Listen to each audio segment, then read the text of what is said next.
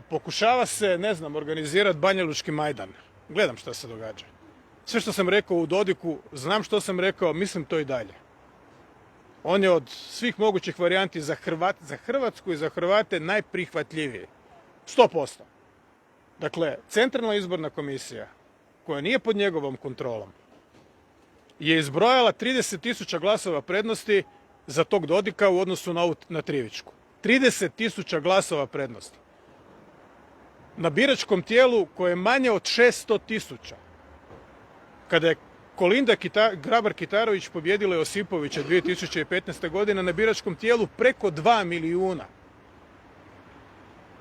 Prednost u Hrvatskoj njezina je bila 1400 glasova ili 500, zajedno sa BiH 30.000. I nitko nije postavio nikakvo pitanje. Nije došao Josipović i rekao u selu u kojem se rodio Šura od mog pradjeda dobio sam 0 glasova, idemo ponovno brojati glasova. Kakav je to kriterij? I kakva je uopće to država u kojoj se ponovno prebrojavaju glasovi? Znam, netko će reći u Austriji su ponovili predsjedničke izbore jednom.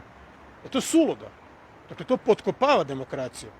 Ako imaš umrežen sustav brojanja glasova i raportiranja prema višoj instanci, onda ne može cijela država prebrojavati glasova još jednom zato što je u nekom selu i u nekoj kasabi se neko napije što mu je pala vreća u potok. Nije prebrojavaš glasove tamo. Hoću reći, dakle, Dodik je prema onome što znamo službeno, to nisu njegovi podaci, uvjerljivo dobio te izbore sa prednošću od skoro 7% poena. Kome je u interesu da se tamo stvara kaos i da se gura kandidatkinja Bog te pito kakva, dakle radikalna priča monumentalne gluposti priča, zato jer se Dodik osobno zamjerio nekome sa zapada ili iz Washingtona. To je osobno, dakle ovo je osobni rat protiv tog čovjeka. To vam govorim tu u srcu Zagreba. Pred Vestinom, odnosno Kontijem, pred školom u kojoj sam išao, pred drugom školom, dakle ovo je srce mog grada. To je istina. Dakle, pokušava se tamo rasturiti.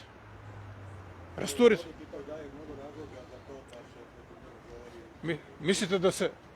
Govorite što hoćete. Postoje izborna pravila. On ih nije mogao prekršiti. Isto bih rekao za svakoga. Dakle, ide se u prebrojavanje glasova. Sad vam ne mogu dokazati, ali to sam točno rekao da će se dogoditi svojim suradnicima prije 5 dana. 100%. Dakle, izvodi se rulja na ulicu, galami se, nije jasno zašto. Majdan svoje vrste.